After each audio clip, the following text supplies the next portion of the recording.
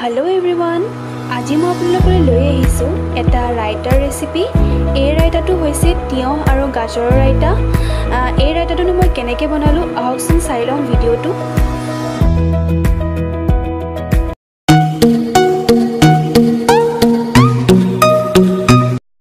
ৰাইতাটো বনাবৰ কাৰণে আমাক লাগিব অলপমান পিচি লোৱা তিয়ঁহ আৰু অলপমান পিচি লোৱা গাজৰ।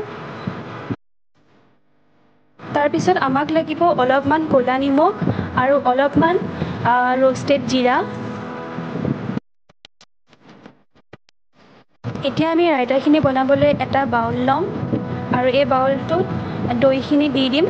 মই 2 চামুচ দৈ ইউজ কৰিছোঁ কাৰণ আমি মানুহ কম কাৰণে মই 2 চামুচ দৈ ইউজ কৰিছোঁ।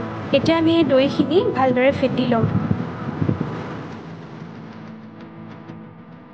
দৈখিনি ফেটি লোৱাৰ পিছত আৰু অকণমান পাতল কৰিবৰ কাৰণে মই অকণমান পানী ইউজ কৰিছোঁ। এতিয়া আকৌ এবাৰ ভালকৈ ফেটি ল'ম। দৈখিনি ফেটি লোৱাৰ পিছত মই এতিয়া ইয়াতে এড কৰিম পিচি থোৱা তিয়ঁহখিনি আৰু পিচি থোৱা গাজৰখিনি।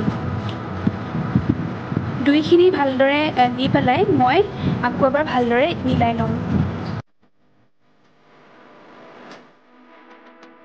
তিয়ঁহ আৰু গাজৰখিনি মিলোৱাৰ পিছত এতিয়া আমি ইয়াতে এড কৰিম ক'লা নিমখ আৰু জিৰাখিনি।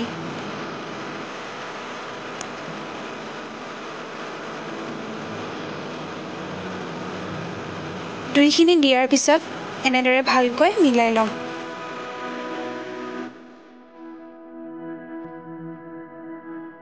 এয়া চাওক, আমাৰ ৰাইতা ৰেডি।